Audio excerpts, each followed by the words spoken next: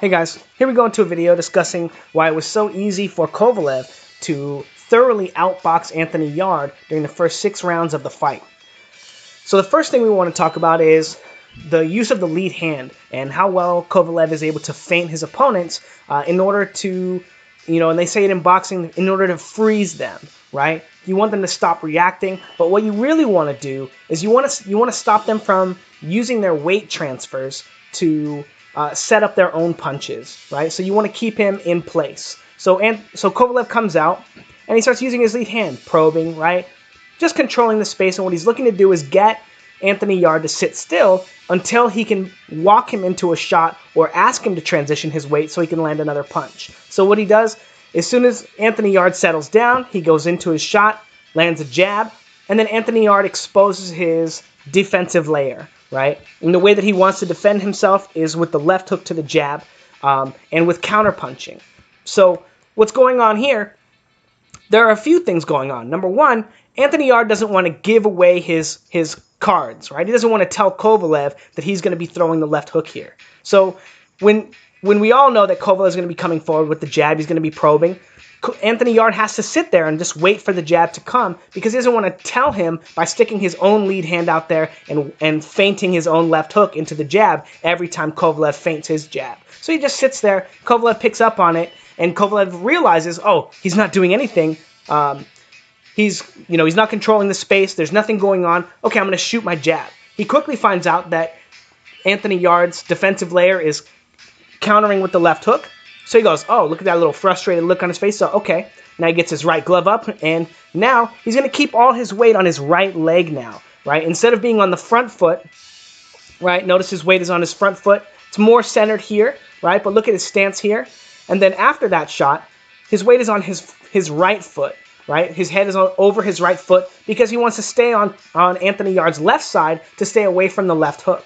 So now he comes forward, probing again, probing, and look at how his weight is differently distributed from the way that it was before. He knows that left hook is the defensive layer, and he's going to stay away from it. But he's also going to continue to feint and probe and bait that shot out of Anthony Yarde so he can set up other punches.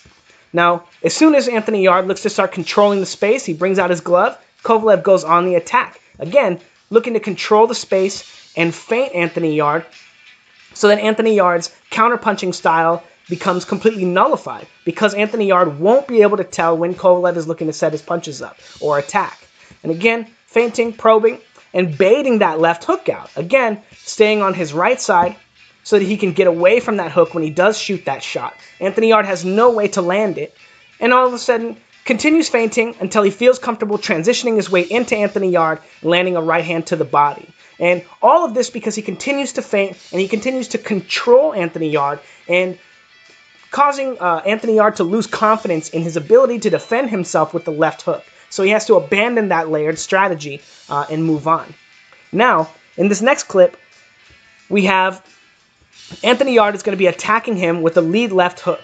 Now, if we watch the clip out, you see the left hook comes and Kovalev counters him beautifully, right? This is the exact thing that Anthony Yarde is looking to do to Kovalev, right?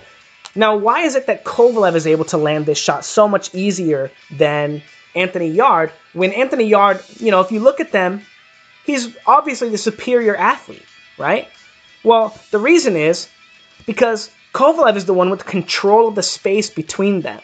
He's the one feinting, controlling, and probing. Look at how he's on the front foot right here, and Anthony Yarde is on the back foot, right? That just shows you that he's the one going forward. He's the one with the pressure. He's the one dictating the pace. Now, what happens is Anthony Yarde explodes out of his guard without feinting, without probing, without controlling Kovalev, without any layers on his attack because of the fact that Kovalev has control of that space, and it's very easy for Kovalev to counter because there are no layers, right? If you practice on the gym in the mitts, someone throws a left hook at you, you know that you're going to counter them with your own left hook or with your own right hand, right? And you practice that exact motion. So what Anthony Yarde winds up doing is practicing a motion that everyone practices to counter all the time.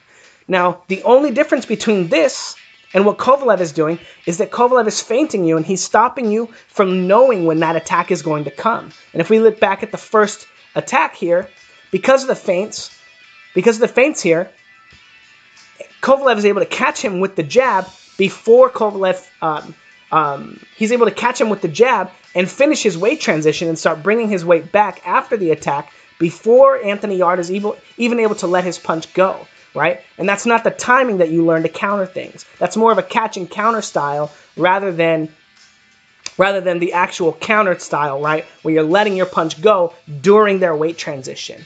But that's the only difference here between Kovalev and Yarde. And again, because Yarde has no control over the space, every time he attacks, he exposes himself in a way that's very easy for Kovalev to counter. Counter jab here. Now in this next clip, again, Kovalev doing the same thing with the feinting and the probing and controlling the space. And he's able to land this jab to the body, partially because of the fact that he's controlling Anthony Yarde with the feints and the probes, and Anthony Yarde doesn't want to tell him that he's going to be looking to use the left hook, but also because he's keeping his weight on his right leg, right? He's able to stay away from that left hook because of the way that he's positioning his head when he attacks. Again, shooting that jab, and if his head was on the other side, right, instead of on his back leg, if his head was on the other side, then he would walk basically right into this left hook. But because he doesn't transition his weight or bring his head or have his head on the front foot, he's able to land that jab to the body and continue avoiding the left hook. Again, feinting him and getting 3 punches. Now, the only difference, again, between Anthony Yarde and Kovalev's style right now is that Kovalev has control of the space between them.